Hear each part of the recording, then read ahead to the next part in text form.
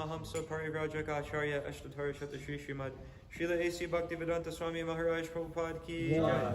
Jaya Om Vishnupad Paramahamsa Parivrajaka Acharya Ashtatara Shata Shri Srimad Srila Bhakti Siddhanta Saraswati Goswami Maharaj Prabhupada Ki Jai. Ananta Goti Vaishnava Vrinda Ki Jai. Srimad Bhagavatam Ki Jai. All glories to the Samadhutis. All glories to the Samadhutis. All glories to the Samadhutis. All glories to Sri Guru and Gauranga. All glories to Srila Prabhupada.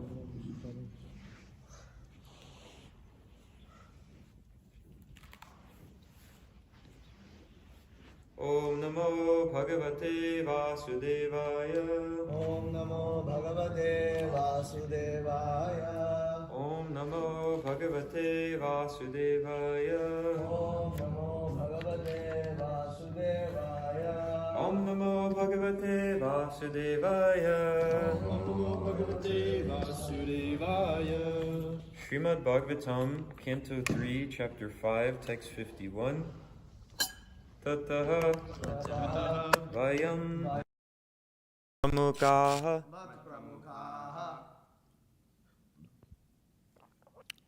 Yat Arte Babhuvima Atman Karavama Kim Te Tvam Naha Svachakshuhu Paridehi Shakya Deva Kriya Arte Yat Anugrahanam Tato Vayamat Pramukaya Darte Babhu Vimatman Karavama Kimte Tvamna Svachakshu Paridehi Shakya Deva Kriyarte Yadanugrahanam Tato Vayamat Pramukaya Darte Babu Vimatman Karavama Kimte Tvamna Svachakshu Paridehi Shakya Deva Kriyarte Yadanugrahanam Tato Vayamat Pramukaya Darte Babu Vimatman Karavama Kimte Tvamna Svachakshu Paridehi Shakya Deva Kriyarte Yadanugrahanam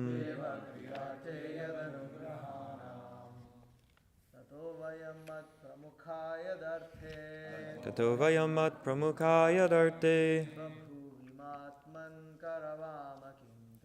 Babu Vimatman Karavama Kimte Tvamna Svachakshu Paridehi Shakya Deva Kriyarte Yadanugrahanam Tato Vayamat Pramukaya Darte Babu Vimatman Karavama Kimte Tvamna Svachakshu Paridehi Shakya Deva Kriyarte Yadanugrahanam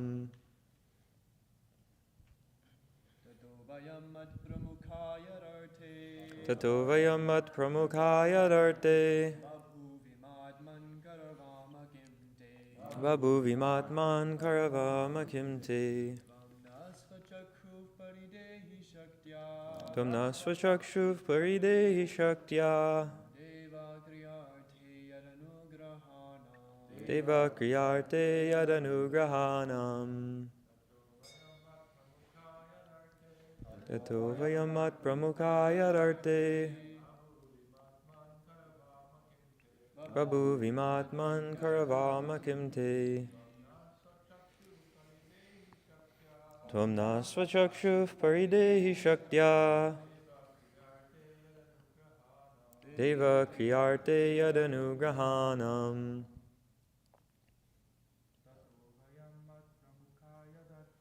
Tato Vayam Mat Pramukaya Darte. Prabhu Vimatman Karavama Kimte.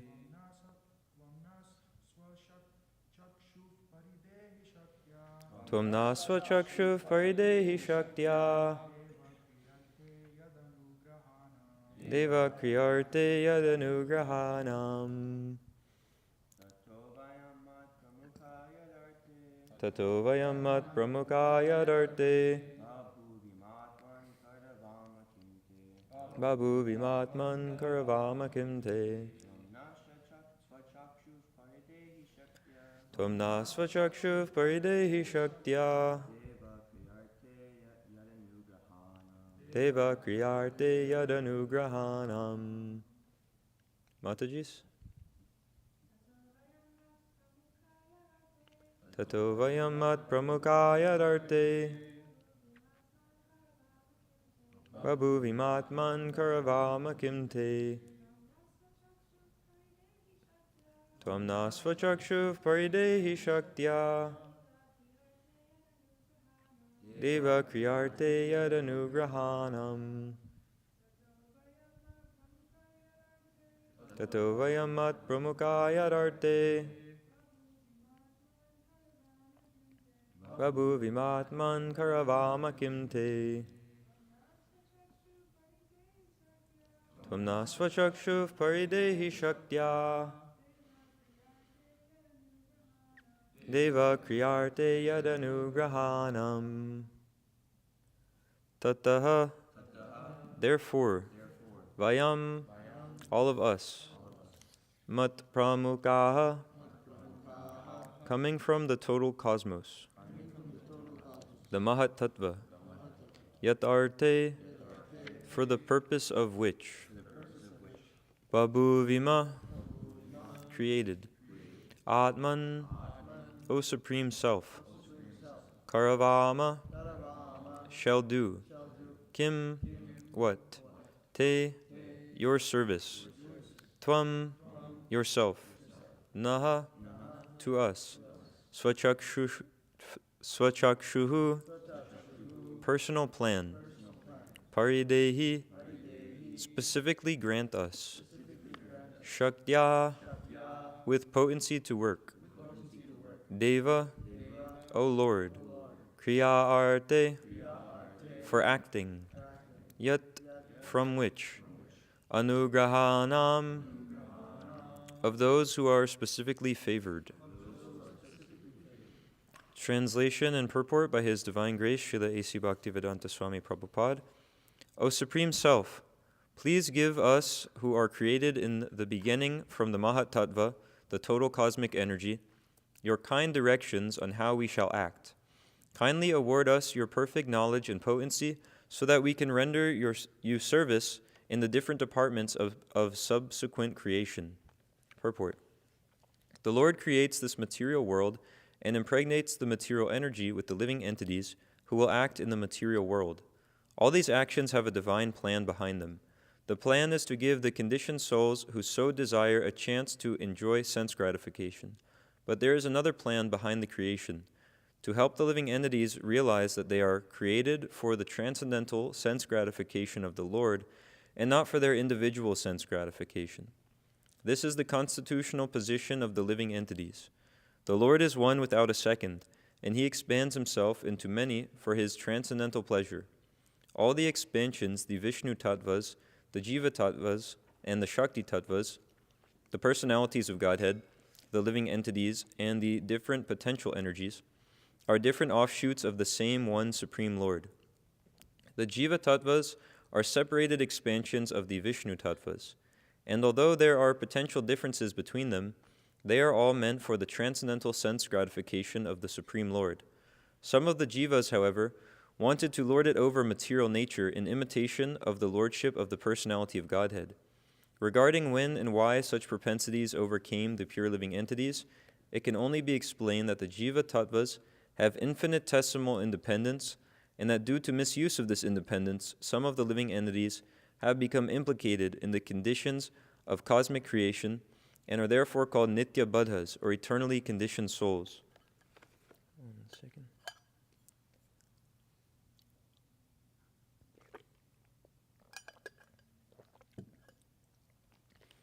The expansions of Vedic wisdom also give the Nitya Buddhas, the conditioned living entities, a chance to improve, and those who take advantage of such transcendental knowledge gradually regain their lost consciousness of rendering transcendental loving service to the Lord. The demigods are amongst the conditioned souls who have developed this pure consciousness of service to the Lord, but who at the same time continue to desire to lord it over the material energy. Such mixed consciousness puts a conditioned soul in the position of managing the affairs of this creation. The demigods are entrusted leaders of the conditioned souls. As some of the old prisoners in government jails are entrusted with some responsible work of prison management, so the demigods are improved conditioned souls acting as representatives of the Lord in the material creation. Some demigods are devotees of the Lord in the material world, and when completely free from all material desire to lord it over the material energy, they become pure devotees and have no desire but to serve the Lord. Therefore, any living entity who desires a position in the material world may desire so in the service of the Lord, and may seek power and intelligence from the Lord, as exemplified by the demigods in this particular verse. One cannot do anything unless he is enlightened and empowered by the Lord.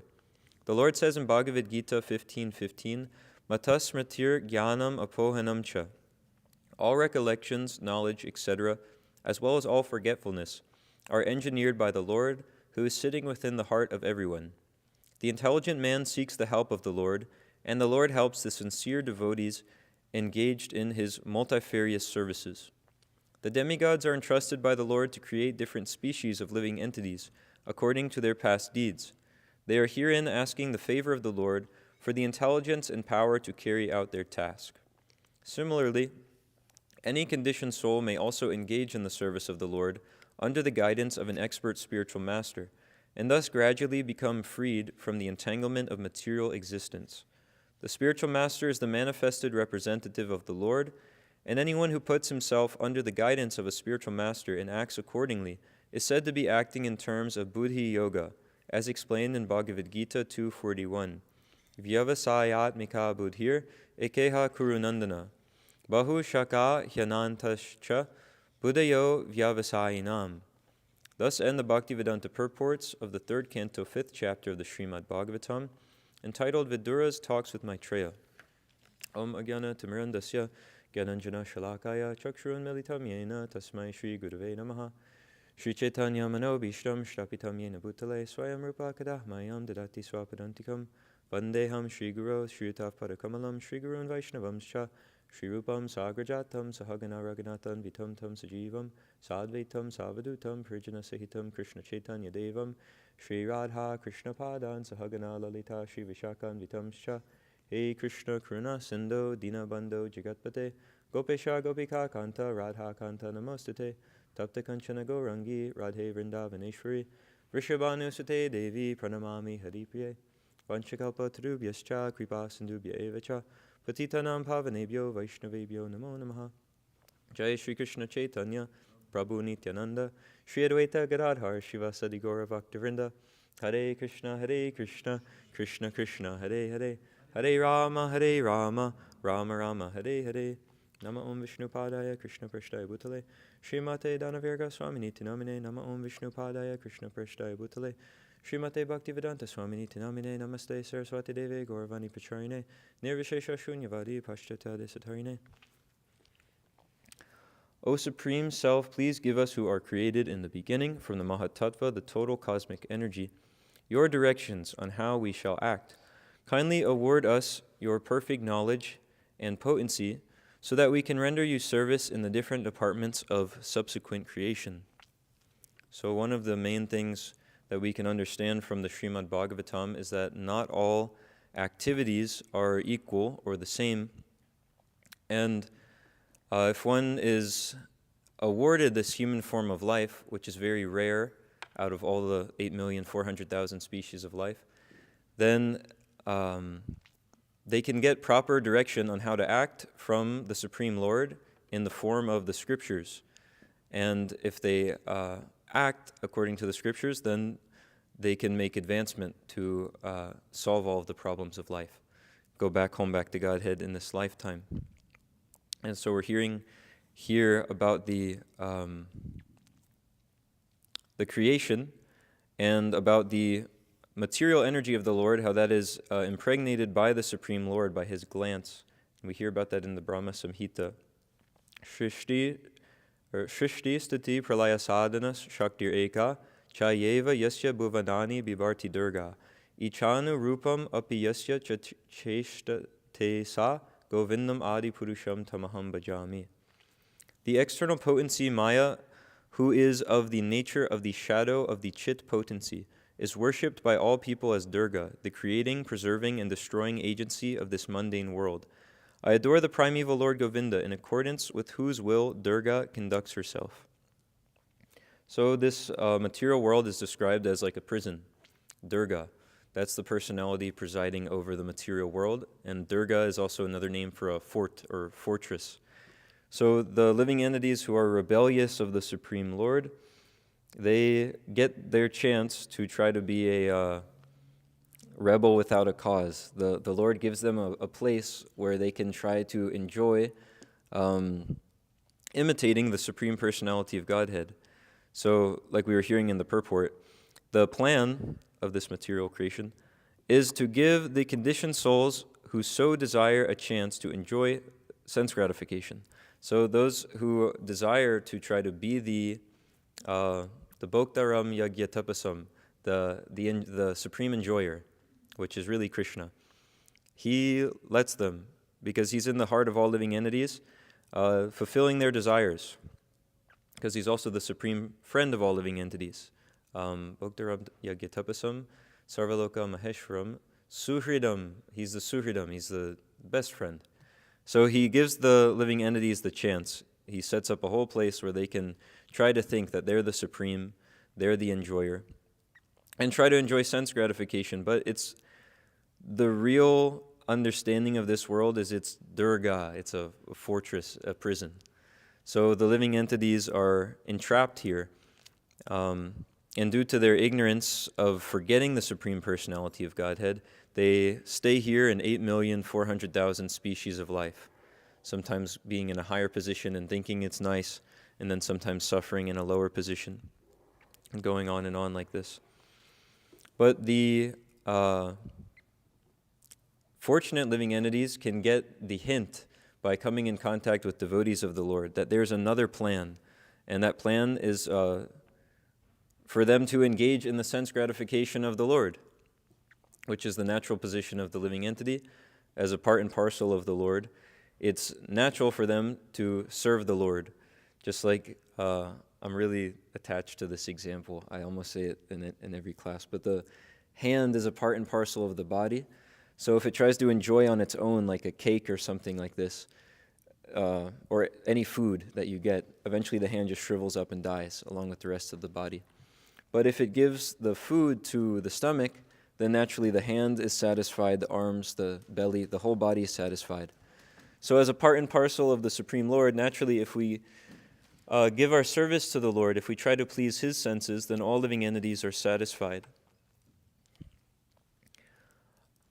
But those who want to continue, those who take a vow to actually remain in this material world and try to engage in this bodily sense gratification, they stay here and don't make any advancement towards the actual goal of life, which is to actually get out of this world, not to try to make it a more comfortable place or to try to enjoy it in different ways, but to get out of this world altogether and go back to our real home in the spiritual world. Because the living entity is naturally a spiritual being. Jiveras Rupa Hoy Krishnara Nityadas. As an eternal servant of Krishna, the living entity has the same qualities of Krishna. The living entity is eternal, full of bliss, and full of knowledge, Satchidananda. So for such a living being to be in a place that is temporary, full of ignorance, and miserable, full of sufferings, it doesn't make any sense. They should be in their natural home. So Krishna describes that this material world is full of suffering from the highest planet down to the lowest. It's dukhalayam ashashvatam. It's dukhalayam, so it's made of suffering. So when someone is in this world and they think, I'm going to try and enjoy this world through my senses, what are they enjoying? They're enjoying dukhalayam. It's suffering. That's what this world is. So they try to enjoy suffering, and that's what they get. That's what they experience. And then even if somebody thinks, well, this world is actually okay, I'll take the good with the bad, I'll suffer sometime, and you have to suffer a little bit in order to really enjoy. Someone might think like that. But it's also a shashvatam. This world is temporary. So one might think they can enjoy here, but then soon enough they're kicked out of their position. And then again they become another kind of human being or an animal or a demigod or any kind of any one of the bodies that are offered by material nature. So the living entities who are fortunate, they can get this idea that there's another plan for this creation, that actually as a servant of the Lord they should serve the Lord, and in this way they can begin to learn atato brahma jigyasa. They can begin to inquire into the absolute truth. What is it? So, what happened? Okay. The living entities can learn what is actually the absolute truth, what's the source of everything. But we see those who are in ignorance, they create so many other ideas of what is the source of everything. And many of the ideas are very dissatisfactory to even hear. Like if we ask some bona fide, authorized material scientist, what is the source of this world? Is there any knowledge behind it? Is there some intelligence behind it? They'll explain that actually everything we see is coming from a void. Everything's coming from nothing. But if we can think just a little critically, we can see that this void theory is actually just avoiding the question altogether. They're saying everything, they're saying everything is coming from nothing, but there's no sense actually behind this. But we can see in the Vedic literature, there's so much information is given that actually the Supreme Personality of Godhead, who's a conscious living being, the supreme conscious living being, through him and his intelligence, everything is coming. And how does that happen? He has his expansions. He has his material energy, also known as Durga, and by his glance over that material energy becomes impregnated with all the living entities. And his glance is also explained in the Vedas as another one of his expansions, as Lord Shiva, who comes, impregnates the material energy with all of the living entities, and then in this way, the material creation becomes active. Because if there's just material energy, just matter, there's nothing going on. There's no activity. So where does the activity come from? How does everything function? The superior energy, the living entities, are put into that material energy in all these different kinds of 8,400,000 bodies. And then everything begins to act. Let's see. In the purport, Srila Prabhupada was explaining the different kinds of energies of the Lord. All the expansions, the Vishnu Tattvas, the Jiva Tattvas, and the Shakti Tattvas, the personalities of Godhead, the living entities, and the different potential energies are different offshoots of the same one Supreme Lord. So some people, if they start understanding spiritual topics or what is the absolute truth, they first approach this understanding of the absolute truth in terms of oneness. They see that everything is Brahman, everything is one. It's coming from one source. It's all made out of the same kind of energy. So they say it's all one, it's all Brahman. But one who can actually go further into understanding the absolute truth, they see that it's also localized. They get Paramatma realization. They understand that the source of everything is also He's also within the heart of every living entity, directing their wanderings in this world. And then one who goes even further, they can understand that the supreme absolute truth is ultimately the supreme person, Bhagavan, the supreme personality of Godhead. So that's the stage that one actually wants to reach when inquiring into the absolute truth, is understanding who is that personality of Godhead. Because an analogy can be given that if one wants to, hear about some like great personality, like some celebrity, they might they might experience their energy in the form of their music or something that they make. If it's a musician, you've got their music. If it's like an engineer, you've got his car, like Tesla or something. And then if they get further towards knowing that person, they might see their home, and they can see, what tastes they have, what kind of furniture is there, what artwork, how they're living. But if they go even further, they can meet that personality themselves, and that's much more relishable. Then there's some relationship, and all of those other things are included. Their home, their energy, whatever they make, it's all there. So like this, the devotees of the Lord, they are approaching the topmost realization of the absolute truth and understanding the personality of Godhead. And the demigods in this verse here, they're praying to the Lord himself to help them in their service to the Lord. Because we understand that without the Lord's sanction, not a blade of grass can move. It's ultimately all living entities and everything in this world is fully dependent on the supreme personality of Godhead. So the demigods are praying out of humility and also just out of sanity that he'll give them the knowledge and the potency to do their service to him, because that's the position of every living entity. We actually need the mercy of the Lord to do our activities. But those who are in deep ignorance in this material world, they think that actually I don't need the Lord. It's just me. I'm on my own 2 feet, and on my strength I'm going to find out what is the cause of everything, how everything is functioning. And then they come up with so many nonsensical theories, like this void idea, everything's coming from nothing, or everything is happening just by chance, or living entities are functioning just by instinct. These are all ways of just saying actually that I don't know. But on the idea of their own strength, that by my own power, my own mind, I'll figure out how everything is happening and I'll be able to execute my duties. They come up with all these ideas.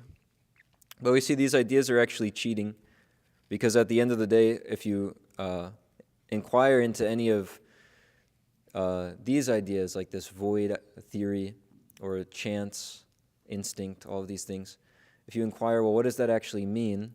The answer you get is, we don't know.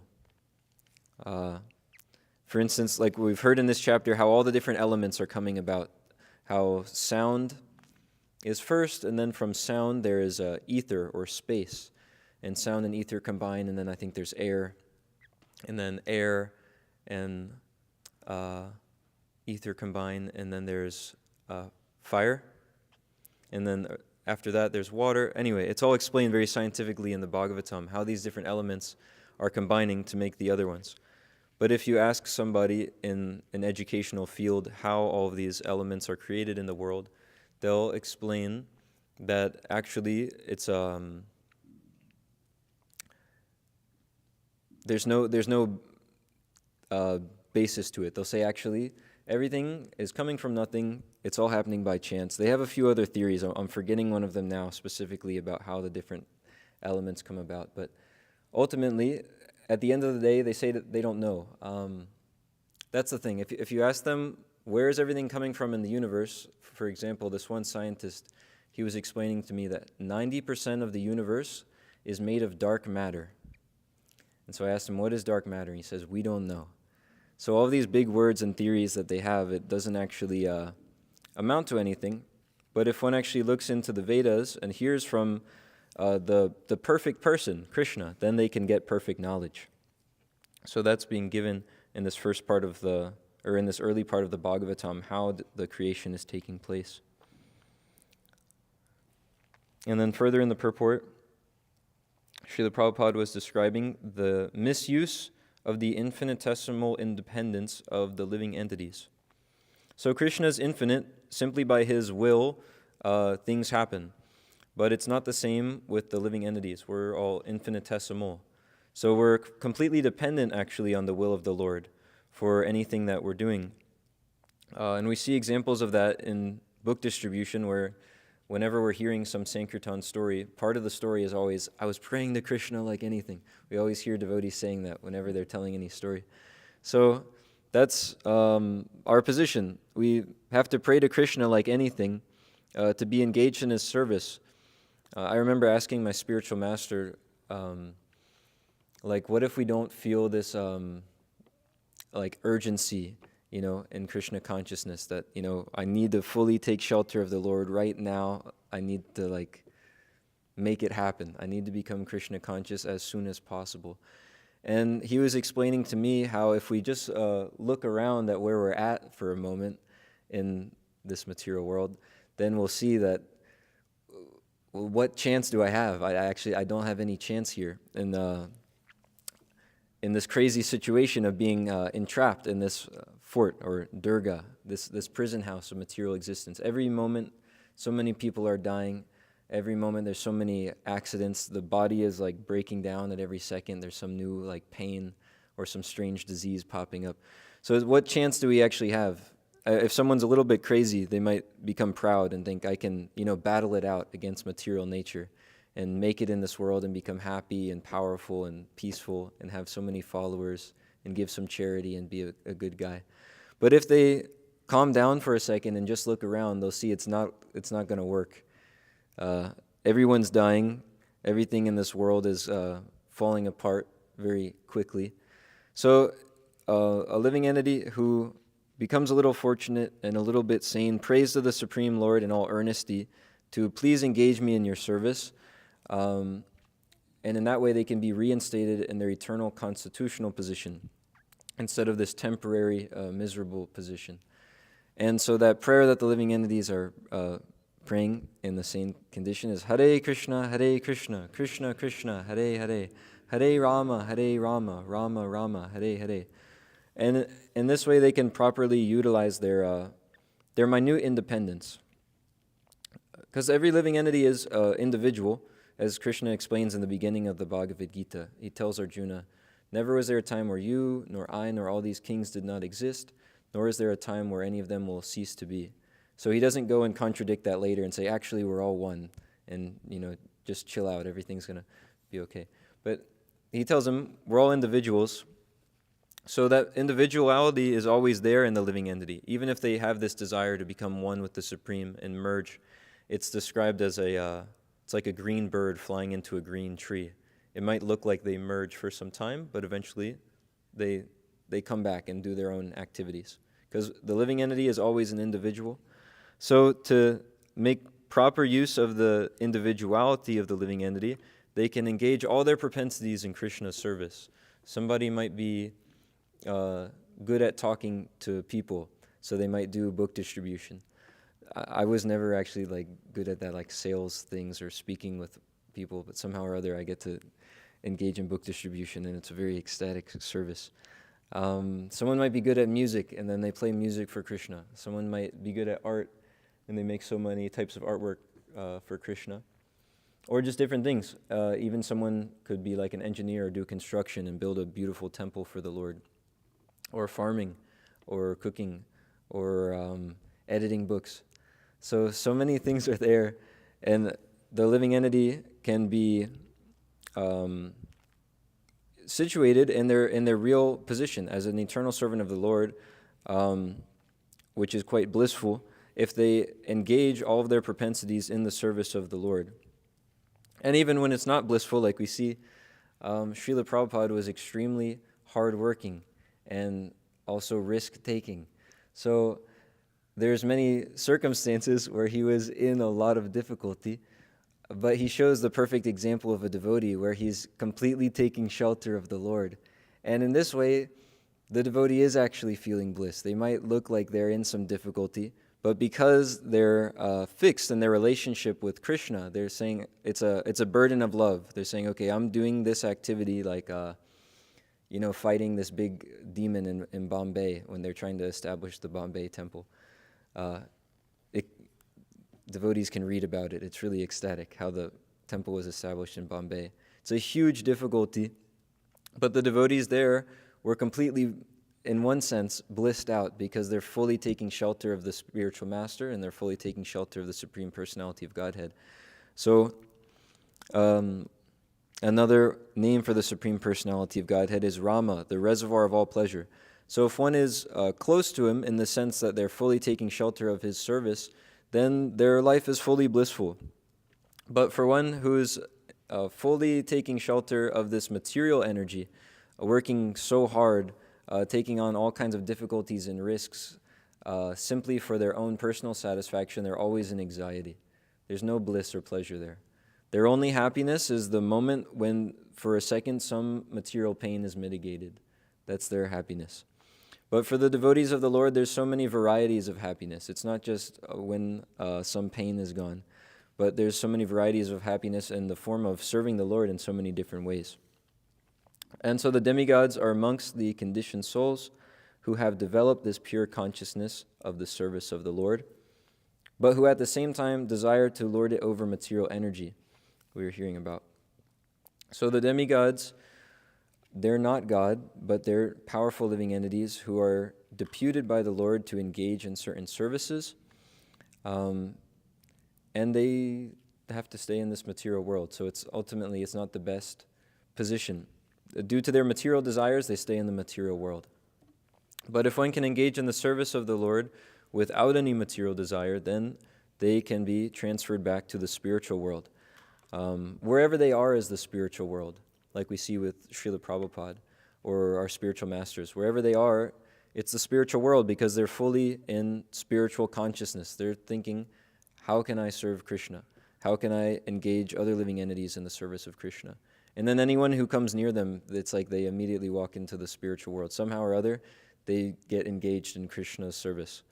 Even if they think they're just, going to the store or something, they walk by a devotee who's on Harinam or going somewhere, and somehow or other they get engaged in some service. So,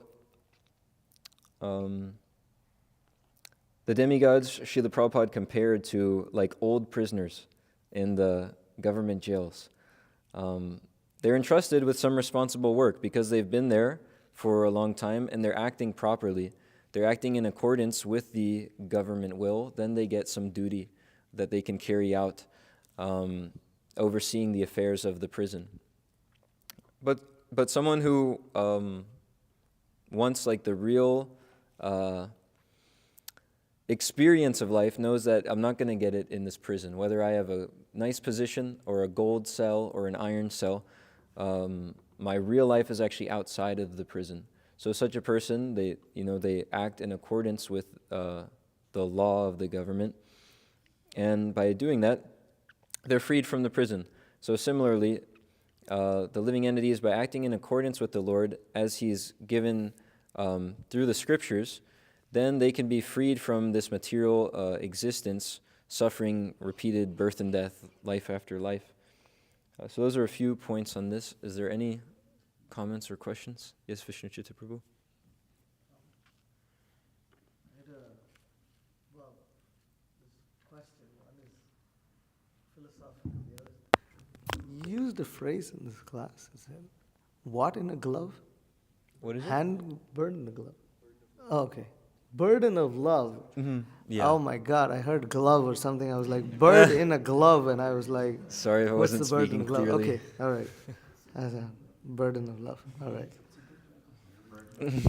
Bird in a glove. I thought it was some phrase that I didn't know about. Yeah, baseball analogy. Okay. Sorry if I was like slurring any words. I was a little tired. No, okay. So, in this purport, Srila Prabhupada speaks about Vishnu Tattva, Jiva Tattva, and Shakti Tattva. It kind of triggered a question in my mind that, we also read in the Chaitanya Charitamrita that Jivas are also actually Shakti Tattva. And ultimately it's Krishna who expands himself into Vishnu Tattva, Shakti Tattva, and Jiva Tattva.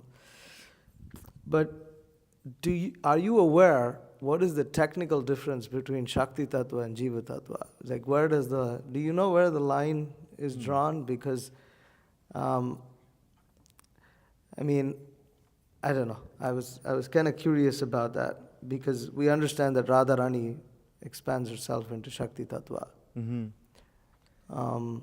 Then what exactly is the technical difference between Shakti Tattva and Jiva Tattva? I don't know if anybody Yeah. else knows here. I don't know so much on that. There's only one, just comment on it I could think of from Srila Prabhupada's books, is that we hear about Shakti-Avesh avatars, and they're defined as being invested with the potency of the Lord. Yeah. So, and that's one thing that's different between them and the Jivas, is that the Jivas aren't, directly invested with that potency of the Lord to act in such a powerful way, Yeah. the way the Lord acts. Yeah. Actually, there's there's a purport where Prabhupada does say that the Shakti Avesh avatars are Shakti Tattva. He gives the example of Prithu Maharaj and Archie.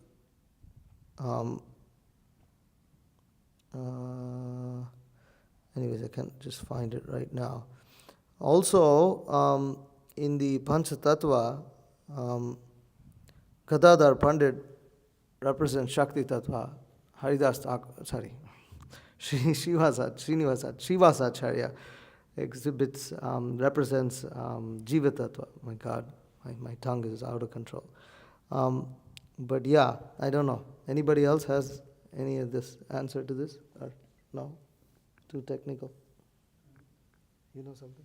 I'm just asking, I'm kind of like discussing. I'd also be interested to hear. So, one thing, there's like different potencies. So, is it Radharani specifically is the pleasure potency in terms of like the different energies that are there, and then the jivas are there as the marginal potency? Is that something?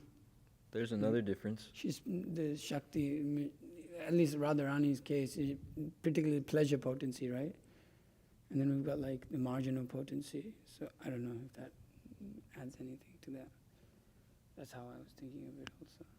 That the Lord has different potencies. So there's Shakti. Yeah. I mean, they're different. Yes. So, are you saying that all expansions of the pleasure potency are Shakti Tattva, and all expansions of the marginal energy is Jiva Tattva? Okay. Means. Okay. Means we understand the gopis are expansions of Srimati Radharani. Yeah. So they're all offering pleasure to Krishna. Mm-hmm. So is Lakshmi Devi. But then, yeah. Anyways, I'm speculating. I can try to look into it, and if I find anything, say it in the next class. Is there any other comments or questions?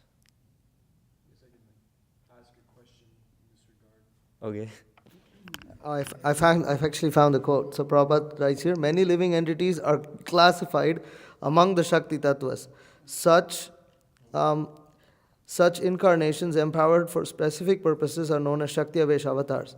King Prithu was a Shakti Avesh avatar of the Lord. Similarly, Archie, King Prithu's wife, was a Shakti Avesh avatar of the goddess of fortune. One big difference that we can see is that the Shakti tattvas don't fall down, right? Yeah, that's why I was trying to find out. I was coming to that. But I was trying to find out where that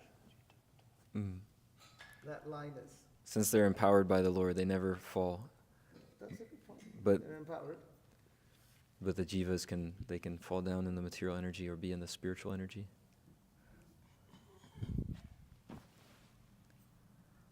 Mataji's? Oh, sorry.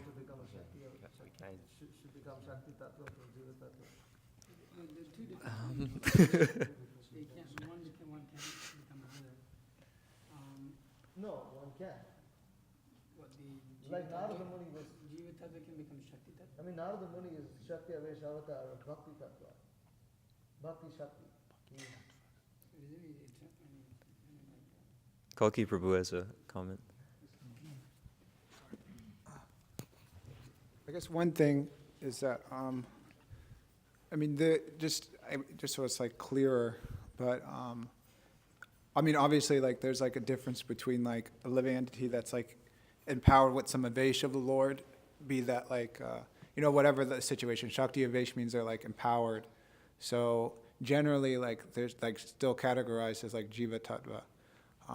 Whereas like if you look at like Shakti tattva, it'd be interesting to kind of like really analyze that. Yeah, But what I was thinking, like, I think generally from what we see is like Shakti usually is like in charge of like some particular like potency. We have like Bu, Nila, like those different things like that. Like, what is that? Like knowledge, that's like there. They're like specifically like in, yeah, they're like in charge of like some like function. Whereas like Jiva isn't. And then there's like so many, there's some mentioned in the Bhagavad Gita too, like shyness, knowledge, those are mentioned. I think Vishwanath Thakur makes the point that those are like specific potencies that like, whatever, like Shakti potencies that there's like in charge of. Gopis are obviously Shakti Tattva, Yeah. right? They're direct expansions of Srimati Radharani. But not every single one of them. Not every single one Yeah, of them, but let's like say, the principal ones. principal 8 gopis, Yeah. let's just talk about them. Yeah. Are they in charge of any potency as such? I believe so, yeah. My understanding is like, they're like, so they have like they expand like further, and then they're like, whatever, those I don't know, like, I can't like trace it back, because I've never like read that. What we read one day, I think so, yeah. it was mentioned with 8 different things, 8 different energies or something, and Yeah. those are the 8 gopis that were. Oh, I can see, maybe it's in my notes or something. That was Yeah. So, I wonder 'cause where they- these things are discussed. all these things can be traced back, like, you know, like, and because like the thing is that like Vaikuntha ultimately is an expansion of like of Goloka. So then all those things that are like found like in Goloka, like the mystic cities, they come from like Goloka, and then like they're like expanded by certain things. Gokul Chandra Prabhu talks about that in his chart. There's like gems and things like that like bewilder like yogis. So it's like all those things that like are in Goloka are found, or like they expand and then they come, whatever, they into like what is that, in Vaikuntha. Then that's what that you have too with this.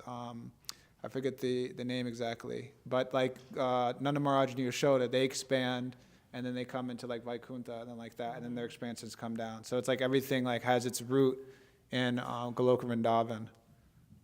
So the same thing with like the potencies and things like that. And I think, what is it? Bu is, what is that exactly? I forget exactly. I know in like, I think Bu and what's it called? And Dwarka is Satyabhama. So then I guess that comes to like, True. yeah. That is true. Then Satyabhama is like an expansion of like Radharani. That's my understanding. That's my understanding.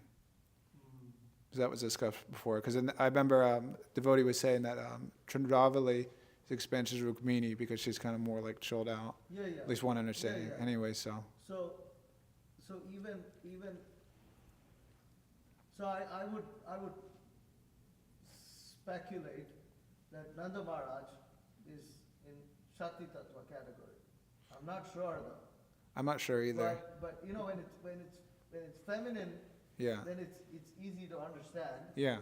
But what about like people like Nanda Maharaj, who also I don't think, you know, like ordinary, like makes me feel that he's in a category that's different to the regular living entities. Yeah.